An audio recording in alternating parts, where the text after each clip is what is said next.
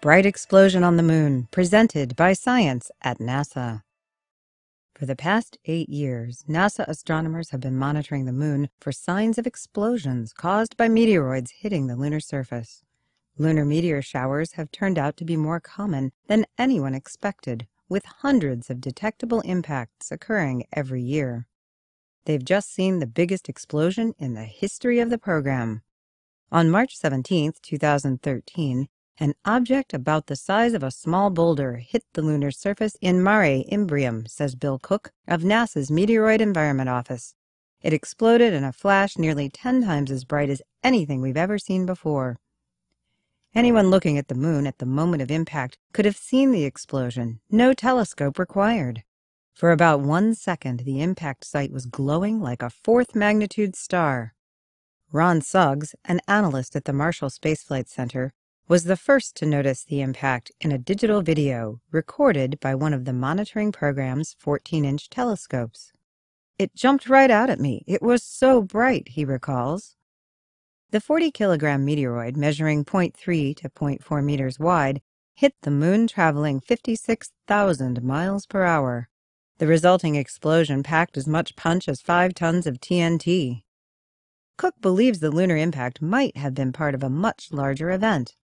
On the night of March 17th, NASA and University of Western Ontario all-sky cameras picked up an unusual number of deep-penetrating meteors right here on Earth, he says. These fireballs were traveling along nearly identical orbits between Earth and the asteroid belt. This means Earth and the Moon were pelted by meteoroids at about the same time.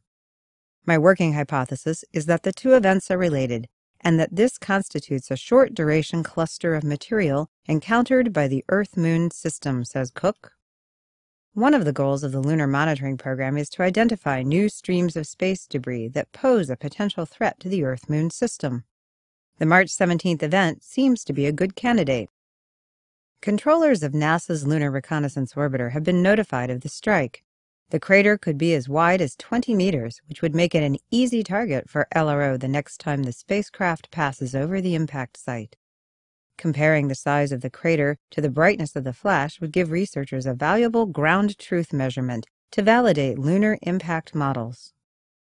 Unlike Earth, which has an atmosphere to protect it, the Moon is airless and exposed. Lunar meteors crash into the ground with fair frequency.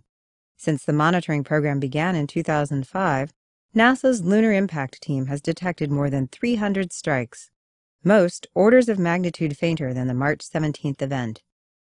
Statistically speaking, more than half of all lunar meteors come from known meteoroid streams, such as the Perseids and Leonids. The rest are sporadic meteors, random bits of comet and asteroid debris of unknown parentage. U.S. space exploration policy eventually calls for extended astronaut stays on the lunar surface. Identifying the sources of lunar meteors and measuring their impact rates gives future lunar explorers an idea of what to expect. Is it safe to go on a moonwalk or not? The middle of March might be a good time to stay inside. We'll be keeping an eye out for signs of a repeat performance next year when the Earth-Moon system passes through the same region of space, says Cook. Meanwhile, our analysis of the March 17th event continues. For updates about explosions on the Moon and elsewhere in the cosmos, stay tuned to science.nasa.gov.